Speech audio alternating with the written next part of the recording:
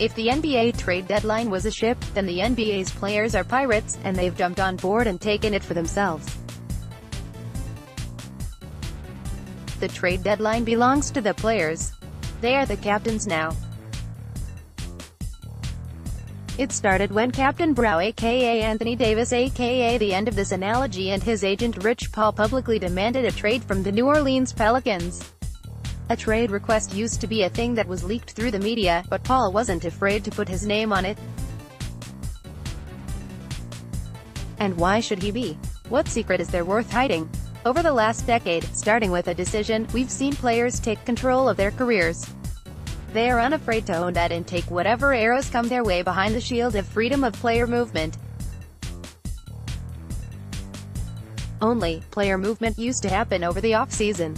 Summertime was for cool kid pickup games and workouts that doubled as networking events.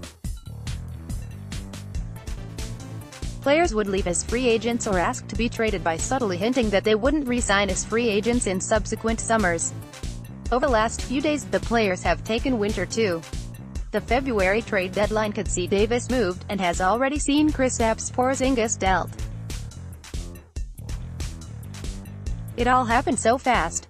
Porzingis, it was reported by ESPN's Adrian Wojnarowski, had a meeting with Knicks management on Thursday afternoon. Within minutes, he had been traded to the Dallas Mavericks. Here's the timeline. 1:44 p.m. WOJ reports Porzingis meeting with management. 2:54 p.m. WOJ reports Porzingis prefers to be traded. 3:37 p.m. Multiple reports confirm the Mavericks will acquire Porzingis. Like, what? Sitting over your bowl of Honey Nut Cheerios Thursday morning, you had no inkling that today would be the day Porzingis was traded. Then, within a couple of hours, in 107 minutes, Porzingis went from New York to Dallas.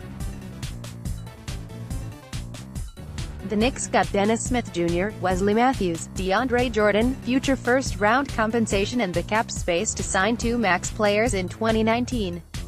The Mavericks got Porzingis, Tim Hardaway Jr. and Courtney Lee. Porzingis crawled to freedom through 500 yards of Knicks-smelling foulness I can't even imagine.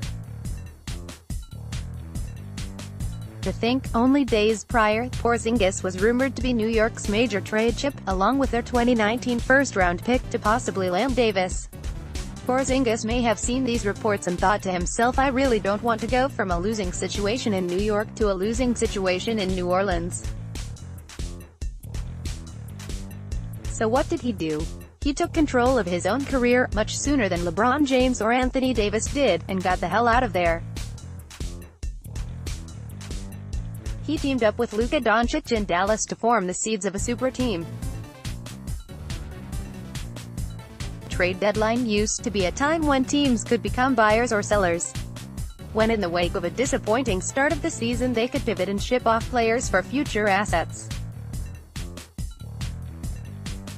Other organizations would tinker, swapping players and picks for upgrades ahead of a playoff push. Teams could tear down or stock up.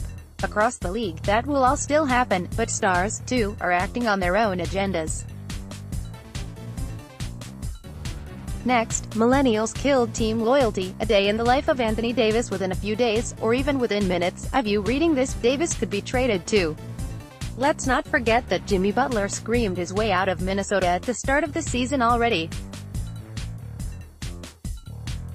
That could be 3 top 15-ish players changing employers within 4 months. We got accustomed to saying the NBA, because of the season and off-season, is a 12-month sport. Now, the NBA off-season is a 12-month sport, and the players are mastering how to play it.